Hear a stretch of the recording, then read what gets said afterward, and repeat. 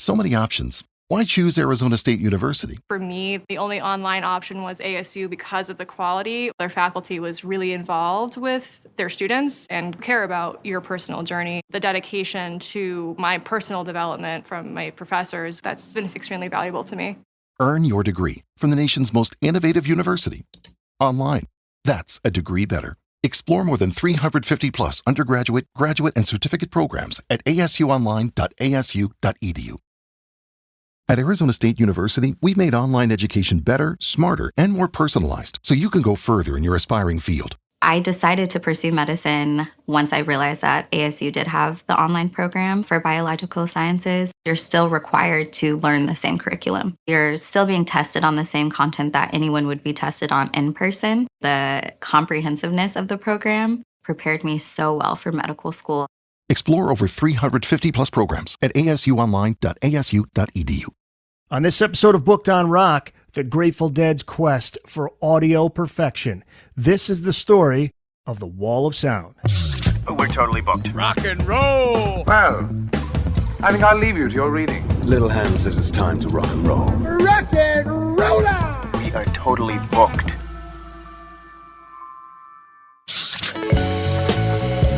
Everybody, welcome back to Booked on Rock, the podcast for those about to read and rock. I'm Eric Senich, very excited to talk about this book today with this episode's guest who's making his first appearance on the show, Brian Anderson. He's the author of Loud and Clear, The Grateful Dead's Wall of Sound and the Quest for Audio Perfection. Brian, thanks so much for being here. Thanks for having me, Eric. This is great. There are a lot of books on the Grateful Dead, but this is a first here. This is the first to really zero in on this topic, which is the Wall of Sound, right? Yeah, there are so many books that are out there on the Grateful Dead, and there's so much scholarship out there on the Grateful Dead. Dead studies is like a legitimate field of research. And all of that, I think, speaks to the enduring force of the phenomenon of the Grateful Dead, right? That like books are still coming out about this band that is just about to, well, currently sort of celebrating its 60th anniversary, which is very crazy. But I knew that going into this project that I didn't want to just write another book about the Grateful Dead. And, as a journalist, you want to break ground, you want to be additive. And I knew that if I was going to do this, that I couldn't just write, fanfare. And I really couldn't just pander to Deadheads, right? And I say that lovingly, like as a Deadhead myself, and as someone who is surrounded by Deadheads and people who love this music. I didn't want to just pander to Deadheads. Like I wanted to sort of hit a crossover audience, right? Of people who maybe aren't super familiar or even interested in the Dead's music per se, but independent of how one feels about the music, whether they enjoy it or not, I think there's still so much for people to dig into in this story. So all of that is to say that I knew that if I was going to do this book justice, because it's a massive story, that I really had to break some new ground somehow, right? So there was sort of a moment where early on, like when the book project was starting to kind of gain momentum, where I kind of had this realization, like, I can't believe no one else has written this book yet about the Wall of Sound, right? Because, this groundbreaking piece of technology, the Wall of Sound, still looms large in Grateful Dead lore and history, and you still see it in the stage dressings in the form of like, homages in the sphere or whatever. So yeah, I was like, I can't believe no one has done this book, but I guess it's going to be me. I guess I'm going to be the one who's going to take this on. So it was a fun challenge, and we're like a little bit over a month post release. So it's crazy that it's out there in the world now. There's also a personal connection for you. There's that moment in November of 2021 that you write about in the book, had me thinking of a scene out of Indiana Jones. Yeah. You have in your possession a very special piece of Dead history, and it relates to the Wall of Sound. So tell us about that, how this story is personal because your parents were at some legendary shows. Yeah, for sure. I mean, you can see right behind me. So That's the artifact. That's it. That's it. Yeah, it hangs out in my office just Wow. behind me. Yeah. So this is a piece of the Wall of Sound. And For those who are listening just the audio version of this, you got to go to YouTube and check this out because it's right there yeah, behind it's Brian. a hulking speaker, busted up speaker cabinet that's sitting right behind me in my office. And there was an auction in late 2021 through Sotheby's. And Sotheby's partnered with Grateful Dead Productions to auction off around 150 lots of decommissioned Grateful Dead gear and ephemera and so forth from the Grateful Dead's Northern California warehouse. So I knew that this auction was going on, but didn't really bother to start looking through, sort of scrolling through the lots and like the descriptions of the items until there was like 24 hours left to place a bid. So, this wasn't an in-person auction. This was like all remote, sort of digital auction. So here I am sitting on my couch scrolling through the items with 24 hours to go. And, there's so much neat stuff that was up for auction, but I'm a writer. I have a very limited budget, and I didn't have hundreds of thousands of dollars to blow on Garcia amplifiers from the Wall of Sound. But I came across this item here that had the lowest starting bid. I was like, gee, just out of curiosity, like what's going for the lowest bid? And it's this busted up speaker cabinet that I now own. And compared to some of the other items in that auction, this had a very kind of bare bones description. It just said monitor speaker used on stage. And then it had like the dimensions of the box. Compared with some of the other items in that auction that had like super detailed descriptions. And Sotheby's worked with a longtime former Grateful Dead roadie, Steve Parrish, to sort of like fill in some of the details on some of these items. And so some of them had really detailed descriptions, whereas it was very bare bones in terms of like information about it. But I had already looked at enough imagery and photos of the Wall of Sound to that point, really across my entire life, and I'll sort of speak to that personal component in a moment here. But I'd already looked at enough photos of the Wall of Sound to that point in late 2021 to know, just kind of looking at like the vintage and the condition of this cabinet, that I was pretty sure it was from this early 70s era. So like 73, 74, kind of right in like peak Wall of Sound era. So I put a bid in on it and I ended up winning. And I had it shipped to my parents' house, my childhood home out in the suburbs of Chicago, where it was cheaper to ship out there than it was to send it to my apartment here in the city. So this massive crate arrives. And yeah, as I describe it in the book, it was like something out of Indiana Jones, like some ancient artifact being moved between museums or something, right? So this huge crate shows up, and with my folks, we're in their garage and we open it up, right? And the first thing I did was I stuck my head inside of it. So, you can, for those who are watching on YouTube, you can see there's two of these 12-inch speaker cones that are in this type of speaker. And there were a bunch of this type of speaker within the Wall of Sound. But one of the 12-inch cones got cannibalized at some point.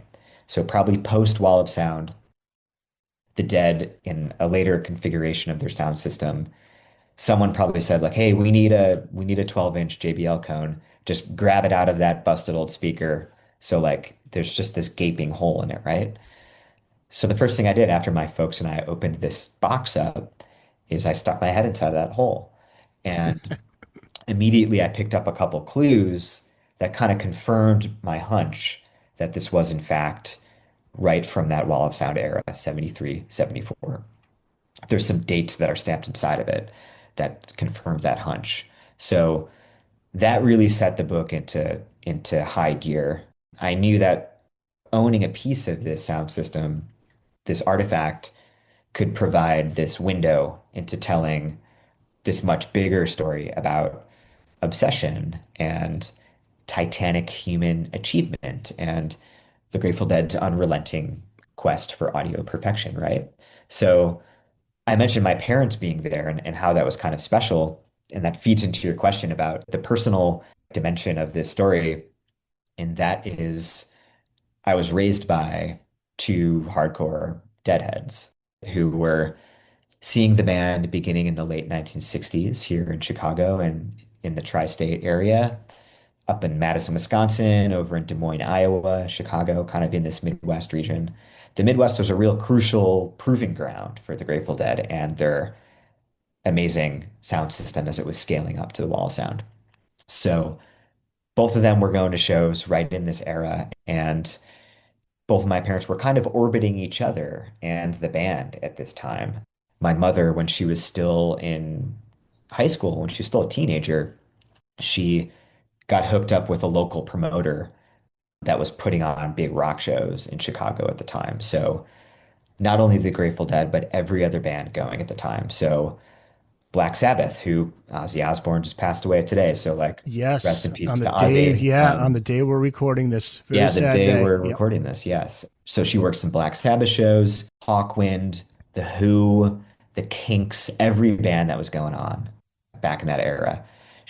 My mother would work day of production odd jobs backstage at those shows. And at the same time, my dad was going to the shows, but he was in the crowd, right? Like as a member of the audience. And then fast forward into the 80s, after they had met each other, my dad got hooked up with the Grateful Dead's Midwest local crew. So he was a stagehand and he would roll out the ornate Afghan rugs that the band would perform on. And he would help the roadies rig up the speaker arrays that they were using at that time. A much different type of sound system in the late 80s than the Wall of Sound, right? But a lot of that work that they did in this crucial early to mid 70s era sort of informed where they were going with their sound later in their career. So all of that is to say, I sort of grew up with this music around me.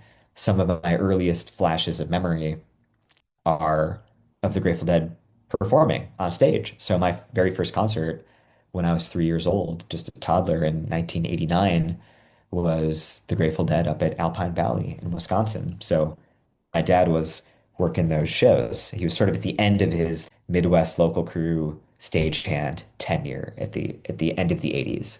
So I just grew up with this music and I absorbed so much knowledge through my parents over the years. And on long family road trips, long drives growing up, my folks would sort of regale my sister and I with stories about seeing this band back in the early 70s when they were performing through this mountain of speakers, right? And this sound system just kept growing every time you'd see the band. It got bigger and bigger and bigger. So it's really just captivated me my entire life. And over the years, I just kind of did this survey of reading every Grateful Dead book out there, right? Like going back to your point about there being so many books about the dead that have been written. And, if you're going to write a book about anything, you kind of have to do that survey of every other book that's been written about that topic and even adjacent books just to get like that lay of the land. So I feel like I've kind of been doing that my whole life, just like working through all of the existing dead literature and dead books out there. So when it finally came time to write this book, I had done a lot of legwork and a lot of groundwork had been laid. Of course, I had to finally sit down and write the thing, right? But I feel like I've kind of been leading up to this my whole life in a way. Booked on Rock Podcast. We'll be back after this. We're going to take a break and be back. At Arizona State University, we've made online education better, smarter, and more personalized so you can go further in your aspiring field. I decided to pursue medicine once I realized that ASU did have the online program for biological sciences. You're still required to learn the same curriculum. You're still being tested on the same content that anyone would be tested on in person. The comprehensiveness of the program prepared me so well for medical school. Explore over 350 plus programs at asuonline.asu.edu. What was it that made this particular sound system so extraordinary for not just the band, but the audience? I think it was the clarity of the sound was remarkable. The wall of sound was really 6 individual PAs. So each musician had their own stack and they could control everything from right there on the stage. So the Wall of Sound kind of got rid of the need for a front of house mixer, someone like out in the crowd, kind of right at a sweet spot in a mixing booth, mixing, right? The Dead still had folks in their circles who would be out in the venue at points during a show to be listening, and they would come back and report back to the band, like, hey, we can take out a little bit of this, add a little bit more of that. But the band was mixing everything right there on stage, so they could respond note by note and beat by beat the energy that was feeding off of the audience, right? But because each musician had their own stack, their own individual PA effectively, the wall of sound eliminated what is known as intermodulation distortion by having no two sounds go through any one particular speaker. So the clarity was just pristine. It was like crystalline. And people who saw the band at any of these shows that they were performing with the wall of sound still talk about that clarity. And it was loud for sure, like on stage noise level readings through the wall of sound would measure at 120 decibels, right? Which is about as loud as a jet engine at close range. That's really loud. That's like enough to do permanent hearing damage. But the noise, the sound was so clear and so inoffensive that you could be out in the audience and hold a normal conversation if you wanted. It was that clear. So I think the clarity is really what made it so special. And related to that, I think the Wall of Sound, the connection between the Dead audience and the Dead, the musicians, was always crucial, right? They were always in this symbiotic relationship, and the fans were always as much a part of the show or the experience as the band was. And with the Wall of Sound, they got rid of traditional monitor speakers that are like at the musician's feet, right? Through which the band can sort of hear themselves playing. And they moved all of those monitors behind the musicians. So if you look at photos of the Wall of Sound, everything is behind the band in a unified backline, like a literal wall, right? The front cover of the book is a good example. Exactly. Yeah. That effect was twofold. Basically, the wall of sound effectively was the band's monitor, right? But because of that, the musicians and the audience all heard the same thing. So they were all in the same sonic envelope, kind of No traveling matter together. where you were sitting or No standing. matter where you were sitting, exactly.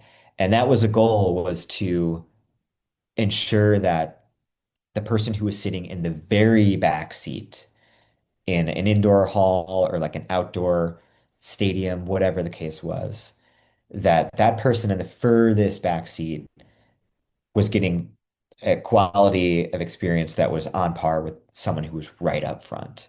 So the Dead went to great pains, and like their audio wizards and their sound technicians and consultants and roadies and all these people who were involved in making this thing go went to great pains to be sure that 100% of the best sound was going to exactly where it needed to go in any venue, right? And every venue is a little different. So if you look at photos of the Wall of Sound at all of these shows, the configuration is a little different at every stop because they were, taking acoustic readings of every space that they were going to play in so that when they could set it up, you might see like a couple speakers kind of angled off this way, right? To like project into the upper reaches or like, angled down a little bit. So that was sort of by design. The Wall of Sound was never set up exactly the same way twice. But yeah, I think to your question, it was really the clarity that made it so special and that it sort of dissolved the barriers between the band, the performers, and the audience so that everyone was sort of in it together. I think those are like the two key takeaways about what made this thing really so unique and special.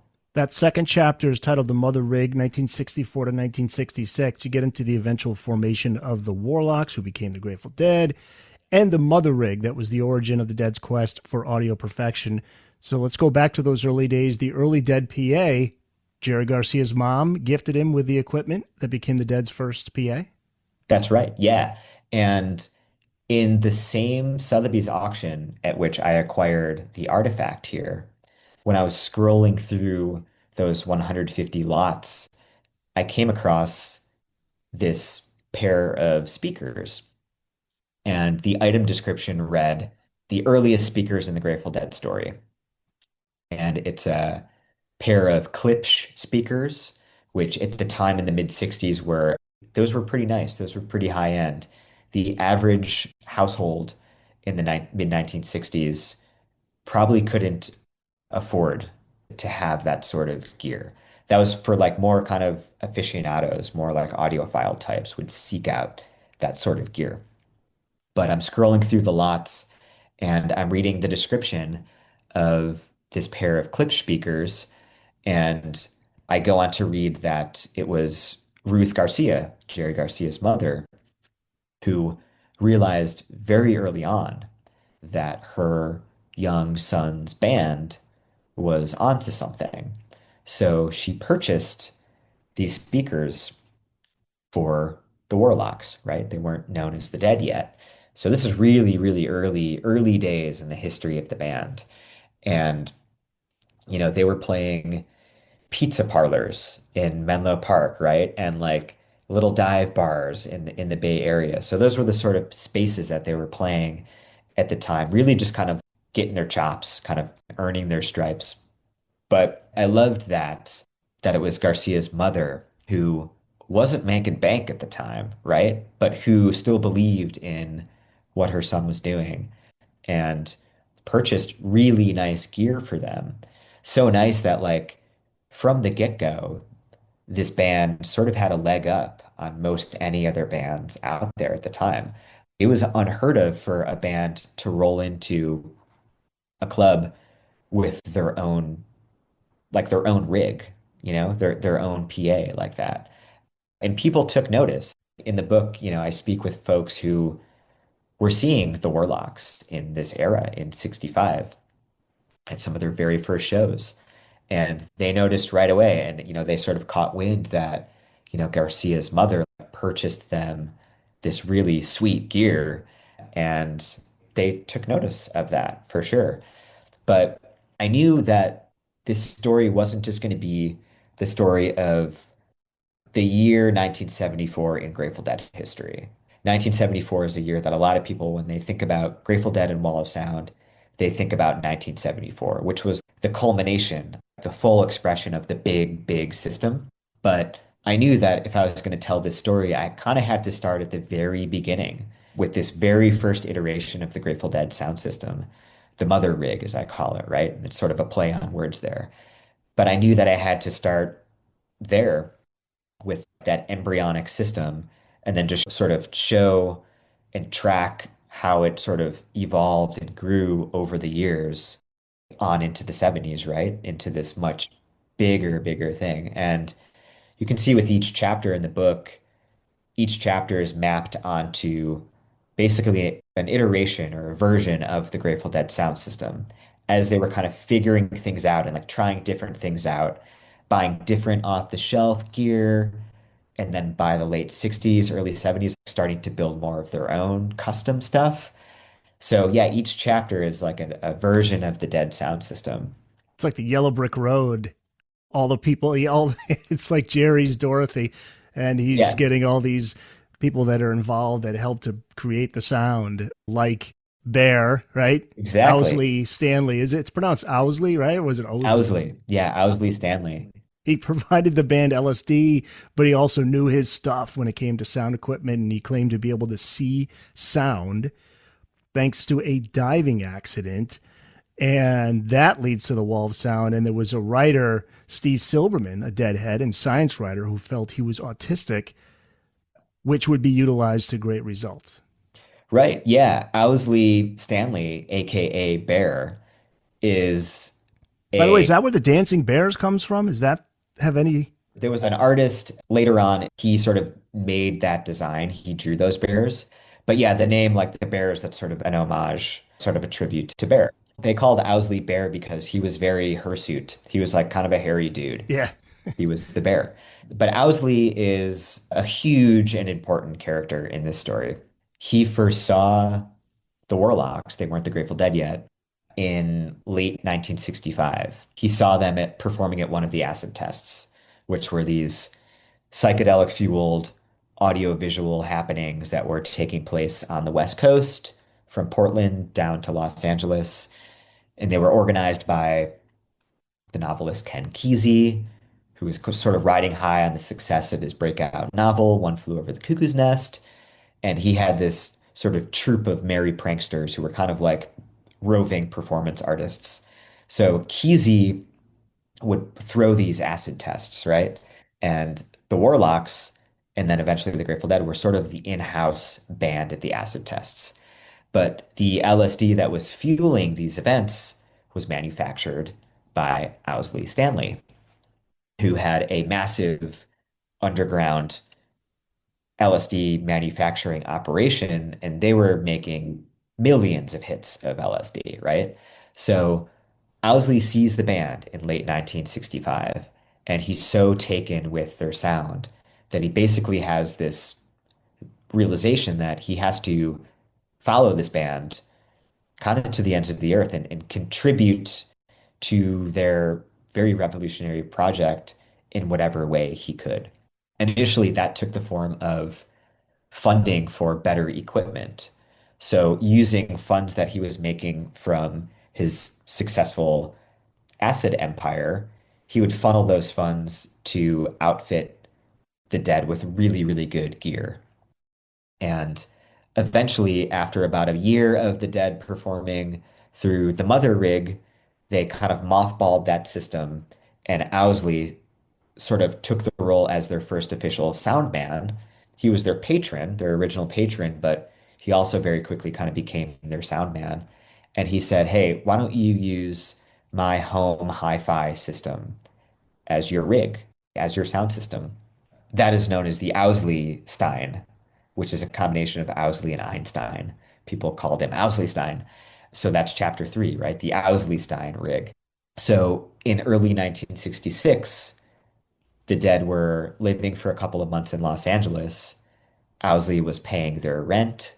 He was paying for all of their groceries, and they had to adhere to his very strict all meat, all milk diet. He had some really interesting ideas, and he was such a force of influence that like he kind of brought everyone in with him, right? So he's like, if I'm going to be paying your rent and buying you the best gear available, you're going to have to stick to my diet, right?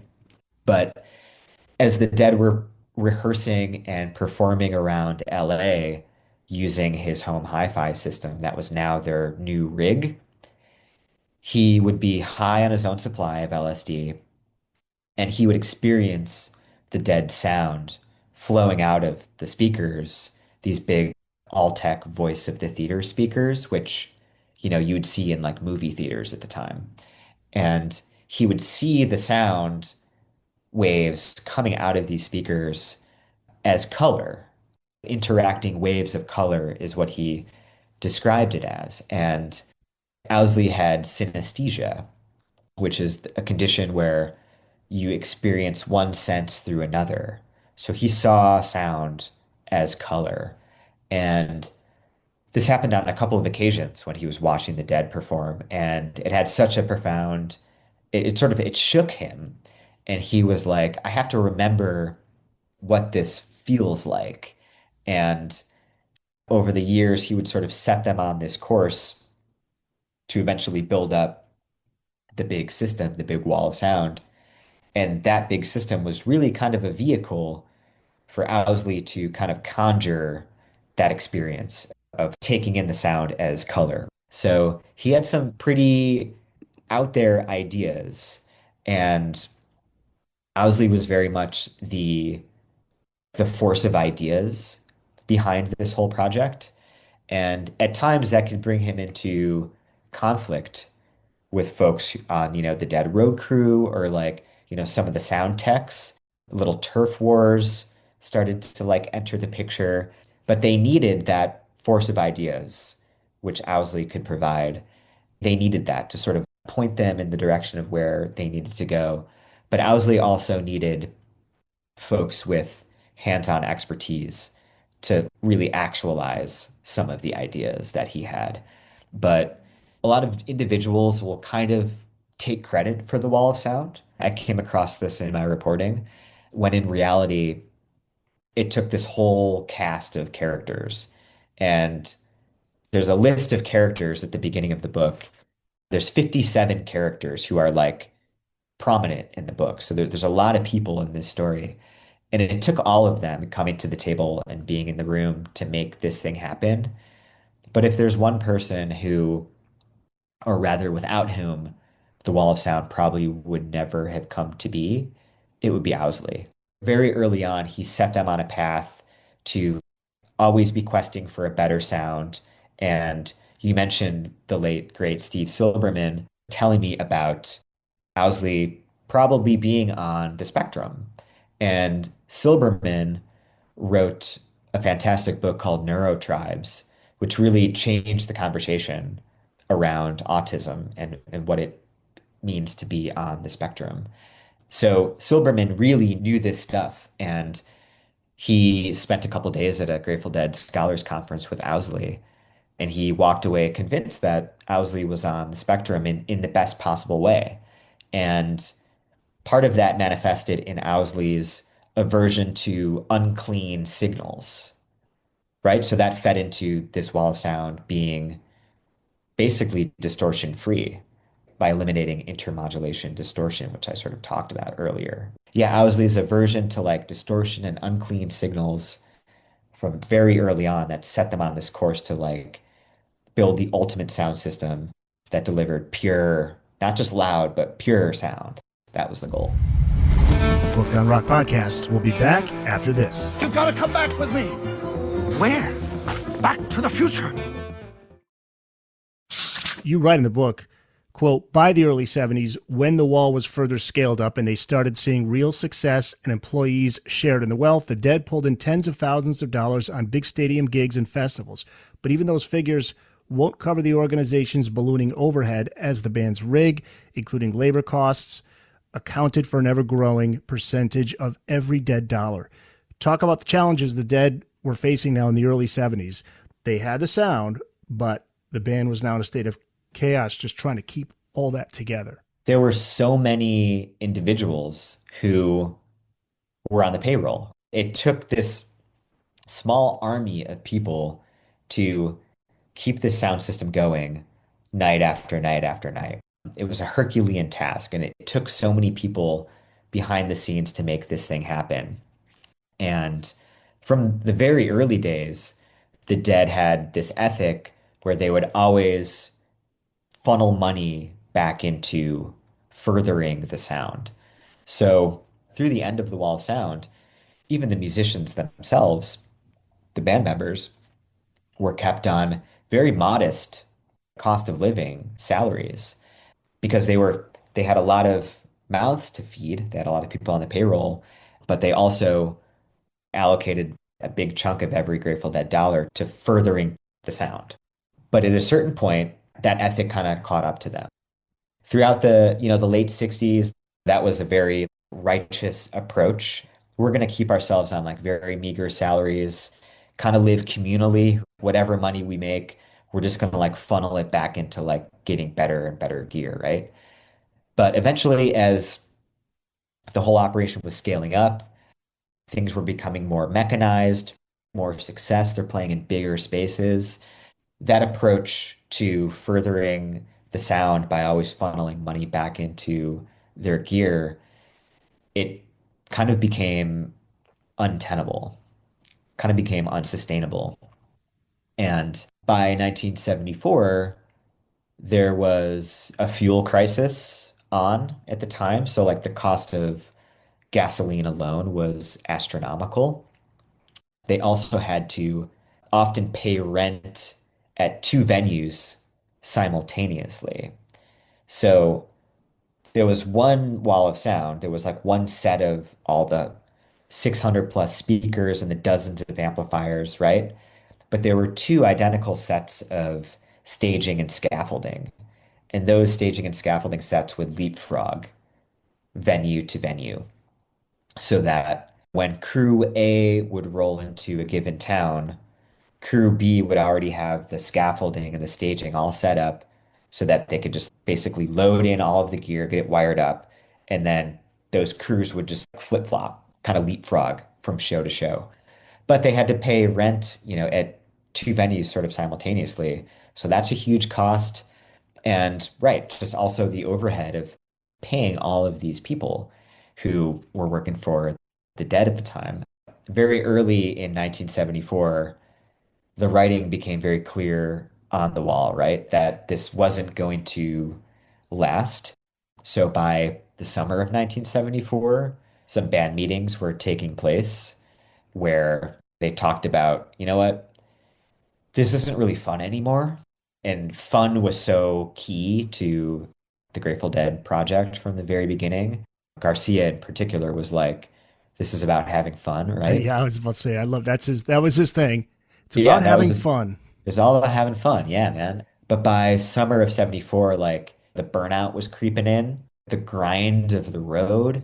The late Grateful Dead roadie Joe Winslow, who's a character in this book, he talked about how the road turns you into gristle. That was his word for it. So just burnout, hard drugs starting to creep in, right? And that just kind of that takes its toll. And, they were burning money too, just to keep this thing going. So Things they never planned when they started. You just don't think you're going to get to that point. You don't even, when you start a band, you're just thinking, I just want to go out there and play, make enough money to go out to the next gig, put some food on the table, and that's all we need, and we're good. exactly. Yeah. And because it was all just kind of this natural progression over really like the first grand 10-year era of this band from like 65 through the end of 74, it was all just kind of this progression, right? And they had no way of knowing. And then it happens again after Touch of Grey. Then they have a whole new set of problems. Then, like, yeah, things get really crazy after that. Parking lots are overcrowded with people. There's just all this thing. Yeah, things they could never have anticipated. Never have anticipated. That term wall of sound, by the way, for those listening and watching who may be wondering, where did that all come from? The first documented term, you have this in the book, may very well have been on February 4th, 1970. This was at the Family Dog on the Great Highway in San Francisco. How many people could you fit in the Family Dog? This sounds like a couple hundred people. Couple hundred max. Yeah. Dead played alongside Santana and Jefferson Airplane. How about those three bands at the Family Dog? A reporter from the Yonkers Herald Statesman, Robert W. Newbert, wrote, by the time Grateful Dead leader Jerry Garcia brought the jam to a triumphant halt, members of the audience were straining on tiptoes toward the shattering wall of sound. When the jam ended, most of the crowd was emotionally and physically exhausted. So there is most likely the origins of the wall of sound. Right. By 72, logistical issues, mounting costs for equipment, how many people it's going to take to move and set it up. Now we're talking about the safety of the road crew, right? Insurance. Their tech, Tim Scully, said, you're not going to get a union guy to do this stuff. Yeah. It's amazing when I was just doing the reporting and researching for this book that no one died as a direct result of working on this wall of sound. Thankfully. At a time before OSHA standards were enforced, right? Here they were stacking up 3 stories tall worth of speakers, 100 feet wide, quite often at like outdoor venues, a little bit more along the lines of like 80 to 85 feet wide indoors. But this massive assembly of equipment, they carried their own power supply with them. They had enough power to light up 6 blocks of tract homes because they couldn't rely on venues to supply enough juice to make this thing go, right? So they had so much power with them. But I was amazed that nobody fell off the top rung of scaffolding and bashed their head open. Nobody got crushed under a stack of speakers that went 32 feet in the air, right? Nobody got electrocuted to death. Some people definitely got the shocks of their lives working on this thing. And there's some pretty wild stories about dead roadies, and Tex told me about working on an amplifier in like a dark backstage area and getting the shock of their life and being thrown, 10 feet back, Wow. nearly blowing themselves up, working on generators backstage and so forth. But it's amazing that nobody bid it. No one died as a direct result of this thing. The Booked on Rock podcast will be back after this. The suspense is killing me. Can you share the story about the fire department in 72, May of 72 in Munich? They're hassling the dead. They're saying you guys are not up to code. They had to double their crew. Yeah, that very famous Europe 72 tour. They hit Munich, and the fire marshal and the fire brigade were like really hassling the crew when they were setting everything up. They were like looking at the manifest of gear, like the inventory that they had with them, asking all these questions about like how much power they're going to be using and so forth. The show gets going, and the fire brigade in Munich doubled the number of fire brigadiers, I guess, present on the scene. So like the venue was crawling with folks from the fire brigade. They were backstage, they were standing on the stage behind the back line, which was like kind of a no-no at the time. They were out in the crowd, and supposedly some of these fire brigadiers had buckets of sand to like snuff out fires, right? So they were convinced that the Grateful Dead were like using up so much power through this like crazy electronic beast that they were going to set the venue on fire, right? So as the show got going, on top of one of his amplifiers, he had like a big hash joint, right? That he was, Well, it was the exact wording from the book, a huge, fat, badly rolled hash joint. there you go, a huge, fat, badly rolled hash joint. So, and that was like sat on top of his amplifier. The smoke from that was like going up into the lights. And apparently, one of the fire captains freaked out, and instead of a bucket of sand, got a bucket of water and threw it like kind of over Garcia's amp, and the whole place went dark. The audience in response started, lighting matches, right? In the darkness, and that like pissed off the fire captain even more, right? So eventually they got the power restored to finish the show. And there's some conflicting reports because, memories from this time, memory is a funny thing, right? And I talk about this in the book, but there's some people who remember that incident leading to like half of Munich being like blacked out that night. And Yes. supposedly you could hear, later on after the show at night, you could hear like transformers around town, just like boom, Oh my busting. God. Yeah. So that sort of thing was just sort of illustrative of the dead being way out on the edge, insisting that they do everything their own way. And, they knew they couldn't rely on some of these old, decrepit European venues to like supply enough power. So what they would do is they would clamp into the main city, like the municipal line, which is crazy. They would like drill down into the ground and like clamp on to like get enough juice, right? It just shows you how serious they were about the sound, how Absolutely. serious they were about the live show. Yeah, totally. Yeah, like whatever it took, they were going to do it. But there's all sorts of stories in the book about like, close calls like that, and everything was electric. It was such an electric time. Like electricity is such a kind of character in this story, especially with the Wall of Sound. And yeah, really amazed that like nobody got fried to death, quite honestly, but there were some close calls. Tell me about the birch tree in Finland. They discovered this in the early 70s, and this tree is very important to the Wall of Sound. For sure. Yeah, they realized some of their audio wizard types who were working at Alembic, which is a still active custom instrument and electronics company. But Alembic was co-founded by Bear, by Owsley Stanley in 1969. It was him and a fellow named Ron Wickersham and Rick Turner. These are all characters that you can read about in the book. But it was the folks at Alembic who landed on a particular type of material in which to build these cabinets for the Wall of Sound. So the artifact behind me is made of this material. It's Finnish birchwood, Baltic birch.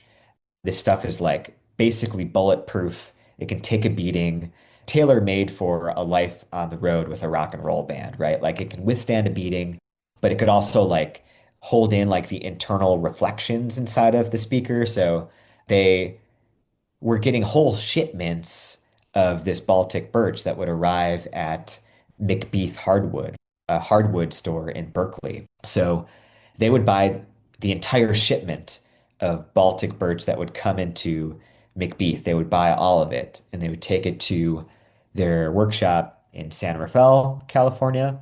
That was the Dead's workshop. And they would also take it to the Alembic workshop, which was in San Francisco at the time. And they would construct hundreds of these speaker cabinets out of this 14 ply Finnish birch. That's like the ply that they landed on. And I love it. Like I picked up a story in the reporting of the book that on one hand, they were doing some real highfalutin, heady acoustic engineering in terms of what they were doing to assemble the wall of sound vocal microphone system and so forth. But then also some of the stress testing that they would do for these boxes was just pretty kind of almost like lowbrow, pretty kind of brute force testing. And some of these boxes, they would just take them to the parking lot and throw them up in the air as high as they could and just see like when they landed if they could just withstand the force of just getting thrown around. So yeah, Baltic birch, that is the material that was prized within the Dead crew. And supposedly they caught wind of that material from an ex-con who was building high pressure cement forms, building the Bay Bridge, for example. So they would use Baltic birch when they would construct the massive pillars that would basically hold up something like the Bay Bridge. So supposedly this ex-con sort of turned them on to, hey, like Baltic birch, you might want to look into Baltic birch. It's really rugged. I think it might be good for building speakers, right? At the time, like the Dead were open to any idea. If there was a good enough proposal, they were open to it. It's almost fictional. It's like Robert Redford in The Natural with Totally. Wonder Boy, the bat. Yeah, yeah, exactly. Yeah. The bat made out of a tree. Yeah. Brian Anderson, he's the author of Loud and Clear, The Grateful Dead's Wall of Sound and the Quest for Audio Perfection. January of 1974, the final element in the building of the Wall of Sound arrives. There was a center cluster being developed. Tell us what the center cluster is. What was the end result that the crew was hoping for with this, and how do they go about making it happen? So if you look at any photo of 1974 peak Wall of Sound, you can actually see it on the cover of the book here. That's from where, by the way? Which city is that? This was in Los Angeles. This was the Hollywood Bowl, an amazing outdoor show. But you'll see in the middle of the system there, there's this kind of Death Star looking cluster of speakers. And that was the vocal cluster. That was arguably the first time that a curved speaker array. So this cluster, it was curved to throw or like sweep the sound across an audience, right? So it wasn't just like a flat surface, it was curved so that they could throw the sound across an audience. And the theory and the mathematics existed for a curved array, but no one had built one and then flown one, suspended one up in the air. And the Dead were the first to do that. They built that in early 1974 at a local fabrication shop that were friendly with the Dead. And it was a couple roadies, and the designs were drawn up by some of the sound technician types. Alembics, Ron Wickersham, another individual named John Curl. Some of those folks were sort of involved in actually designing this thing. But when it came time to build it, it was some of the Dead roadies who kind of led the charge to build this curved array. And to that point, if you look at photos of the Grateful Dead sound system in late 1973, for instance, and even very early 1974, you can see in the middle of the system, they were using like individual cabinet stacks, just sort of like fanned in a curve. But here was the first time, once they had it built and it debuted in May in Reno, Nevada, which was the first time that the Wall of Sound proper was set up outdoors. They debuted this curved center cluster, which is really like a sonic sculpture because it was curved. And again, that was in order to like throw and sweep the sound across the audience. And they would, depending on the configuration of the venue, they could tilt this cluster up or down. So quite often it would be like a 4-degree tilt downward. And that was just like the optimal spread for the cluster. But yeah, like I said, that was really the first instance that a curved speaker array was ever, suspended. So they hung it with these heavy duty Granger winches. And that was the first time that had ever been done before. And if you go to any concert today, you go to like a giant stadium, you go see Metallica, right, in like an 80,000 seat stadium, to like a 2,000 seat auditorium, or down to just a little beer soaked dive bar that puts on shows. You are going to see a curved speaker somewhere in there.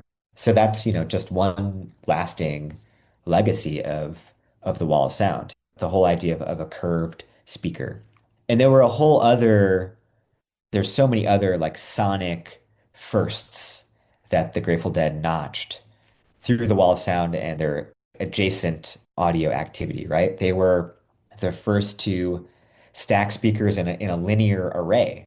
You look at the Wall of Sound and it stacks and stacks and stacks of speakers. And today that's kind of like a no-brainer, but no one had done that in the early 70s. Phil Lesh, the bass player of the Grateful Dead, his stacks alone were 32 feet tall, 32 feet being the height of a standing bass wave. So they're like, to get the full effect of a bass wave, we need to build his stacks 32 feet tall, right? So the whole idea of like a linear array, a stack of speakers that can propagate sound like as it moves forward, you see that everywhere today. You sometimes see like curved hanging arrays on the side of a stage. That's the Dead. That's the lasting impact of the Wall of Sound right there. You also see it with delay towers. If you go to a big, gigantic show, there's the sound reinforcement or the PA system that's on the stage. But then out in the crowd, there's often like a ring of these delay towers. So speakers that are, projected out into the audience to account for the distance that sound needs to travel to hit the upper decks of a stadium. And the Dead were the first to really figure out delay towers in the summer of 1973. There were a series of shows where they kind of figured that out. So they were the first with so many things when it comes to sound reinforcement as we know it today. Booked on Rock podcast. We'll be back after this. Your Honor, I'd like to ask for a recess. Find the Booked on Rock website at bookedonrock.com. There you can find all the back episodes of the show, the latest episode in video and audio, links to all of the platforms where you can listen to the podcast, plus all the social media platforms. We're on Blue Sky, Facebook, Instagram, TikTok, and X. Also, check out the Booked on Rock blog, find your local independent bookstore, find out all the latest hot rock book releases, and before you go, check out the Booked on Rock online store. Pick up some Booked on Rock merch. It's all at bookedonrock.com. March 23rd of 1974, you write the Dead's years-long pursuit of audio perfection had come to this moment. It's billed as the sound test. The Dead ran ads for the show at the Cow Palace in San Francisco on the radio for a month. This is when the band and the audience would be the same. How does that night go for the band, the crew, and the audience? Yes, that was a very momentous date in the evolution of the Wall of Sound. And right, like I wrote, they had kind of been building to that. So there were a couple shows. There were 3 shows in February of 1974 at the Winterland in San Francisco, a smaller space than the Cow Palace. That Cow Palace show, March 23rd, 1974, some people sort of point to that as like kind of like the debut of the Wall of Sound. And I sort of take issue with that because I think, as you read in the book, I really think like some of the first Wall of Sound shows were like late 1973, where everything was behind the band. But that show in March of 1974 was really like they had the room to breathe to really like set that whole thing up. But there were still snags at the beginning of playing in the band. The whole system drops out, and the musicians were sort of totally exposed, naked to the audience when that happened, right? Because they had eliminated the monitors at the musicians' feet. So, like, they were right there with the audience when that kind of thing happened. And, like, the whole song falls apart. They needed to, like, fix something that went down in the system.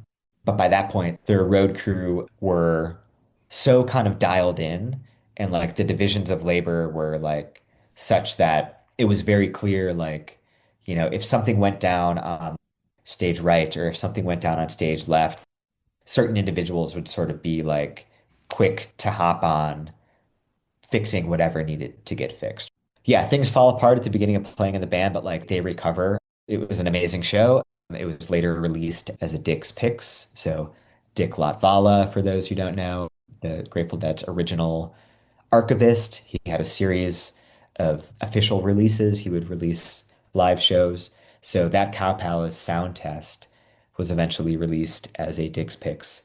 It's a great show. It's volume 24. Volume 24. There you go. Yeah. But then I think you really start to hear the wall sound like in its full effect by like May of 1974. May and June of 1974, I think everything had clicked into place.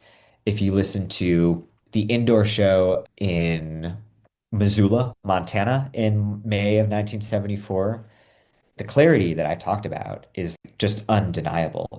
It's amazing. You listen to this recording that's, over 50 years old at this point, and it's pristine.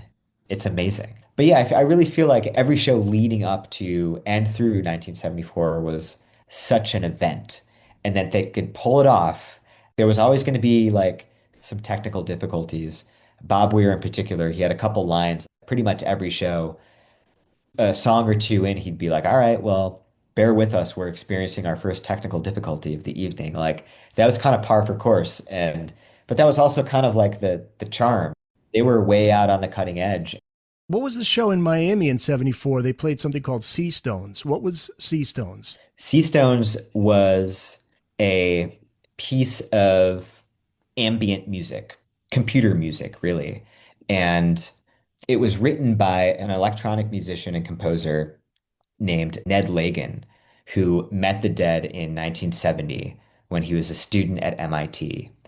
And him and Phil Lesh really hit it off because Lesh was like a student of avant-garde music, right? So him and Ned really, really hit it off. And Ned got the invitation to basically come out to California. So all through, 70, 71, 72, 73, and then again in 74, here and there, not every show, but Ned would sit in and play keyboards and some piano as well. So I would sort of consider him like a member of the band in those years. Not a lot of people know his name, but kind of like a Bruce Hornsby type of thing.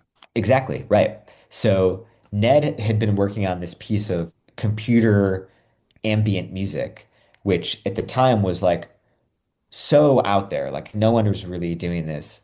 Ned was the first person to perform with a computer on a stage, which is amazing to think about nowadays. But Phil, being very into like avant-garde music, collaborated with Ned on this piece of music called Sea Stones.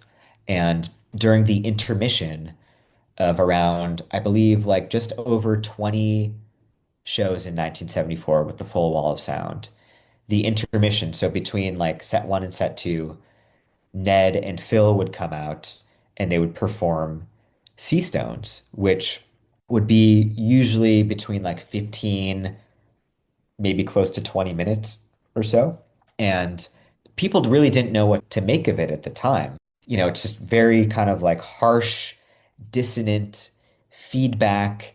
Not drums in space type of thing. It was sort of a kind of a precursor to space. Because Mickey Hart is into that stuff. I'm sure Mickey Hart dug that too. Mickey Hart's like very much into that stuff. Sure. Yeah.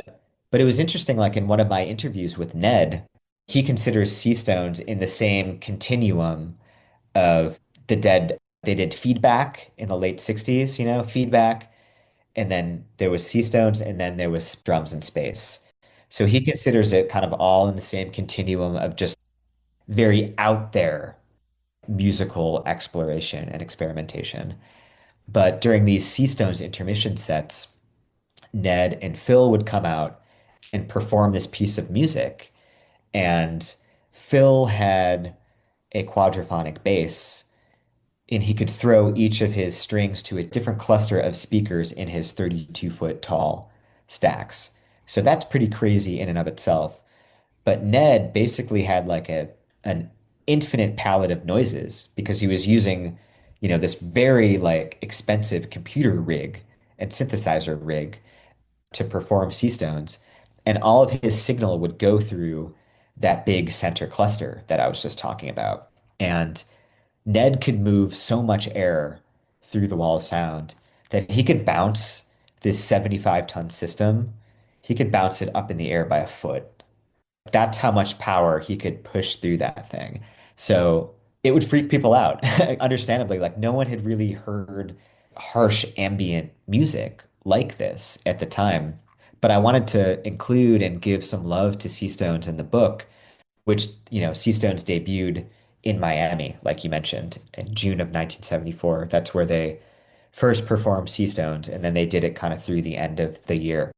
But I wanted to really include that and dig into what it was like to pull that off because I think Seastones is really the like farthest and most radical application of the Wall of Sound. And Seastones was the studio version was released in 1975. It was sort of a commercial flop, but in more recent years, it's been reissued and it's kind of become like a cult classic. If you listen to Seastones, it's still so ahead of its time.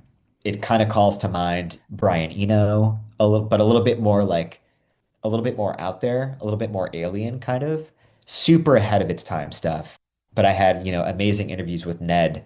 He told me this is kind of the last time I'm going to talk about this stuff, about like my time and involvement in this scene. So I was very touched and honored that he would open up to me about all of this stuff. But yeah, Seastones is just like amazing stuff. Listen to any of those 20 or so live shows where Seastones was performed in 1974, and it's like, wow, this stuff still sounds futuristic.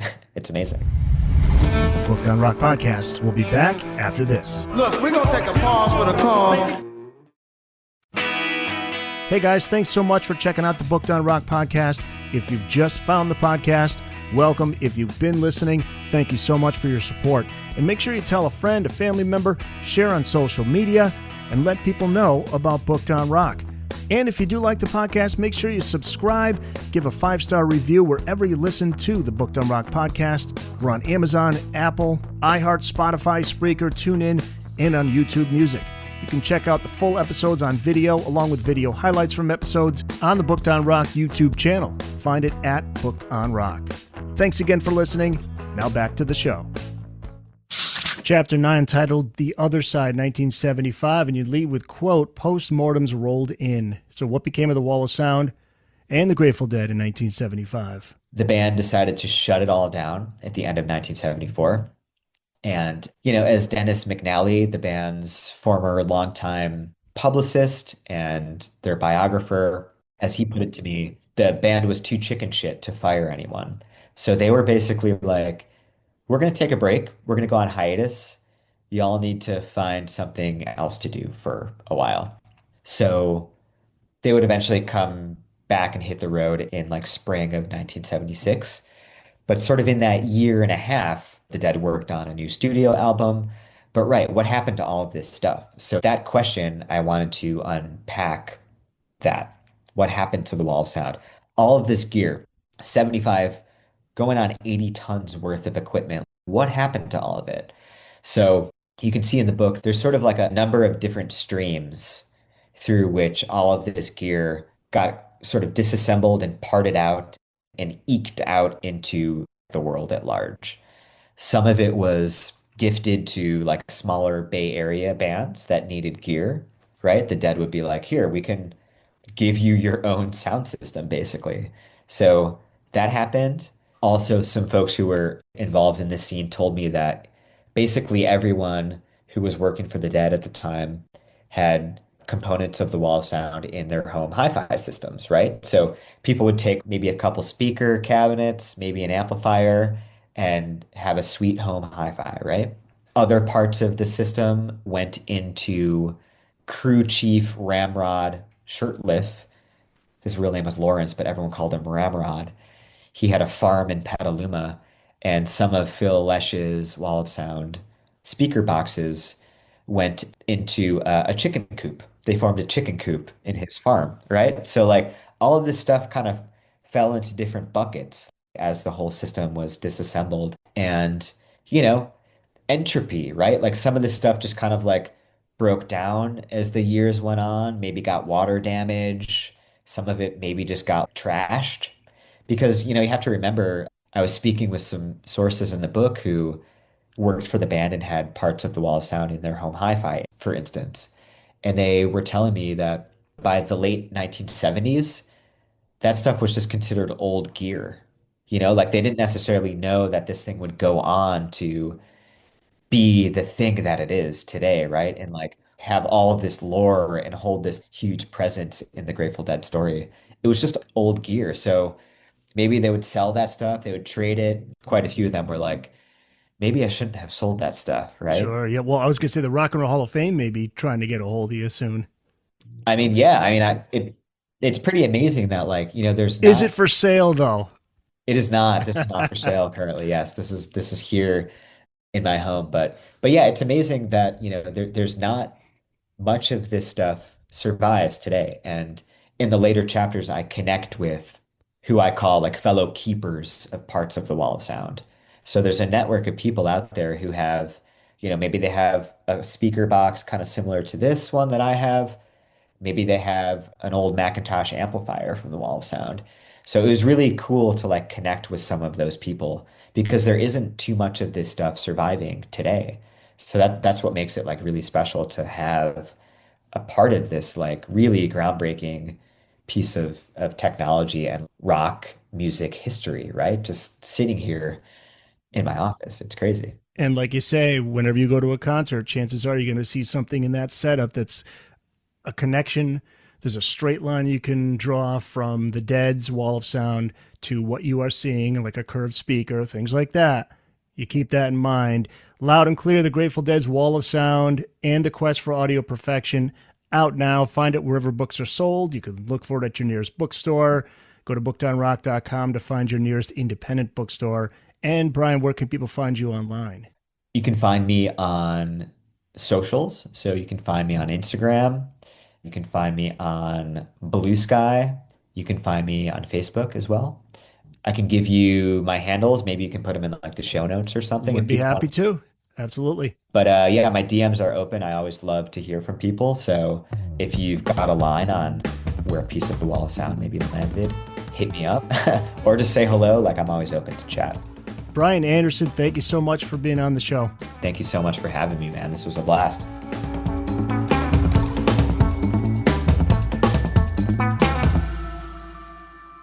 That's it. It's in the books.